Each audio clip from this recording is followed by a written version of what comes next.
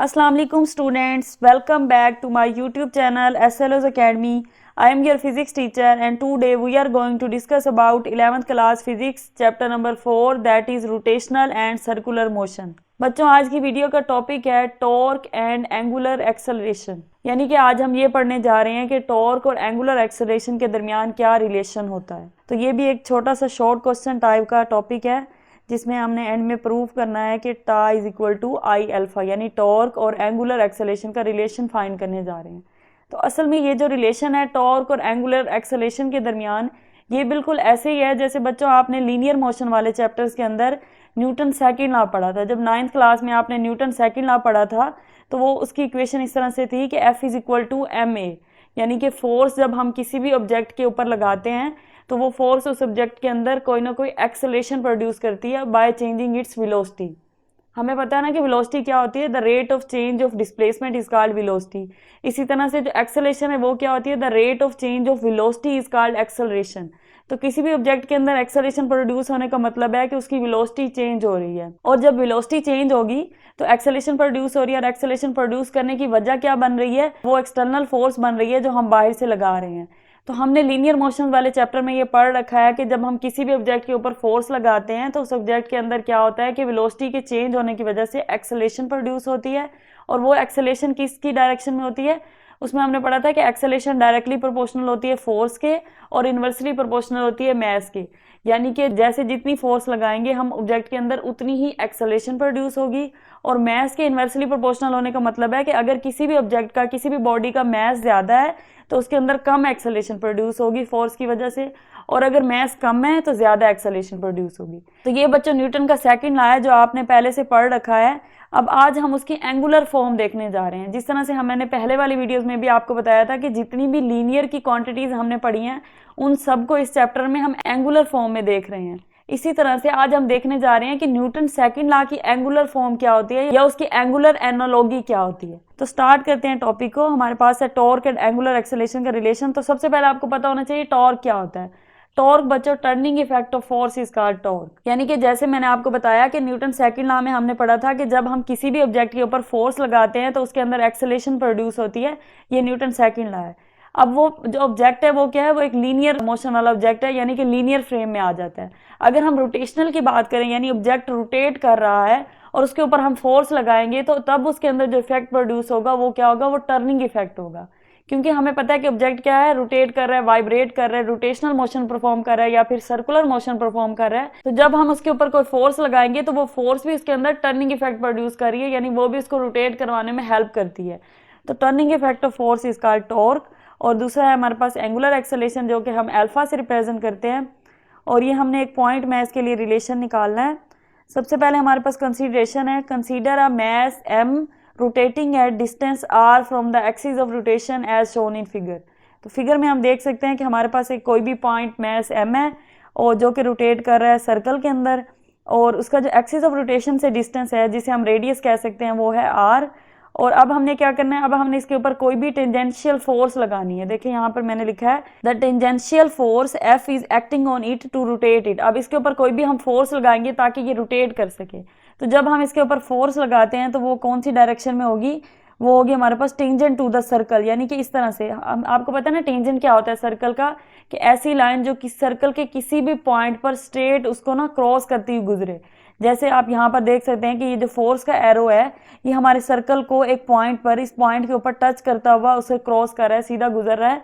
तो इस पॉइंट को, इस लाइन को हम क्या कहते हैं, ये टेंजेंशियल पॉइंट है, ये टेंजेंशियल लाइन है। तो फोर्स कौन सी है, हमारी टेंजेंशियल फोर्स है जो ऑब्जेक्ट के ऊपर लग रही है, और क्या कर रही है वो इसके ऑब्जेक्ट को रोटेट करा रही है। अब इसकी वजह से ऑब्जेक्ट क्या करेगा, सर्कुलर पाथ के अंदर रोटेट करेगा।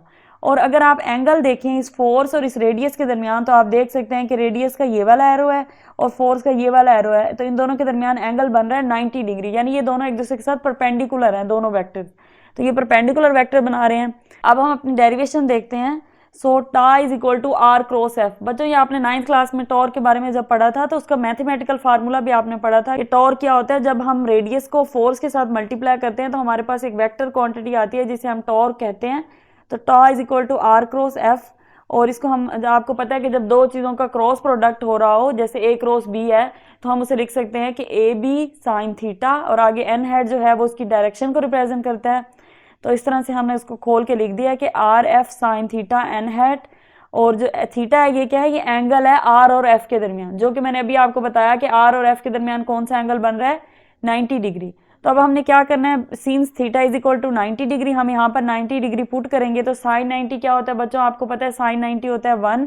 तो ये इक्वेशन हमारे पास क्या बन जाएगी, tau is equal to r f. इसको हम इक्वेशन नंबर 2 का नाम दे देते हैं, ये हमारे पास इक्वेशन नंबर 1 थी। देन हमारे पास आ जाते हैं according to Newton second law of motion. अब क्योंकि हम टॉर्क और एंगुलर एक्सेलरेशन का रिलेशन देखना चाहते हैं, और हमारे पास जो इक्वेशन नंबर 2 बनी है उसमें क्या है, उसमें हम देख सकते हैं कि उसमें हमारे पास आर और एफ आ रहे हैं, यानी यहाँ पर कोई कहीं भी एंगुलर एक्सेलरेशन का सिंबल नहीं आ रहा जो कि अल्फा है। तो हमें तो टॉर्क की वो वाली इक्वेशन लानी है जिसमें अल्फा इन्वॉल्व हो। अल्फा नहीं आ रहा तो फिर हम क्या करेंगे, यहाँ पर हम ये कर सकते हैं कि आर तो कांस्टेंट होता है, क्योंकि हमारे पास आर जो है वो रेडियस ऑफ द सर्कल है। अब दूसरा कौन सा फैक्टर है, दूसरा हमारे पास आ रहा है एफ, यानी कि फोर्स, जो कि टेंजेंशियल फोर्स हमने यहाँ पर ऑब्जेक्ट के ऊपर अप्लाई की, जो कि उसे हेल्प कर रही है रोटेट करने में। तो ये जो एफ है इसकी वैल्यू हम पुट कर सकते हैं। So according to Newton second law हमें पता है इसकी वैल्यू होती है f is equal to m a. तो यहाँ पर हम इक्वेशन 2 में एम ए पुट कर देते हैं, एंड वी नो दैट, और हमें पता है कि ए इज इक्वल टू होता है आर अल्फा। अब ये हमें कैसे पता है कि ये हमने रिलेशंस पढ़े थे लीनियर क्वांटिटीज के दरमियान और एंगुलर क्वांटिटीज के दरमियान।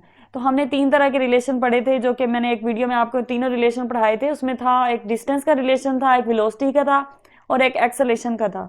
तो जो एक्सेलरेशन का था वो इस तरह से था कि A is equal to R alpha. तो ये हमने वहां से रिलेशन यूज किया है, A is equal to R alpha, इसे हम इक्वेशन के अंदर पुट करेंगे। अब हम क्या करने जा रहे हैं, f is equal to m a है ना, तो ए की जगह हम पुट कर देंगे r alpha according to this relation. तो आर अल्फा जब हम पुट करेंगे तो equation 3 becomes f is equal to m r alpha, यानी ए की जगह आ जाएगा आर अल्फा और एम वैसे का वैसे। अब हमने क्या करना है, put this equation into equation number 2। जो हमारी इक्वेशन नंबर 2 है, जहां पर फोर्स का फैक्टर आ रहा है, यहाँ पर हमने ये वाली वैल्यू उठा के पुट कर देनी है।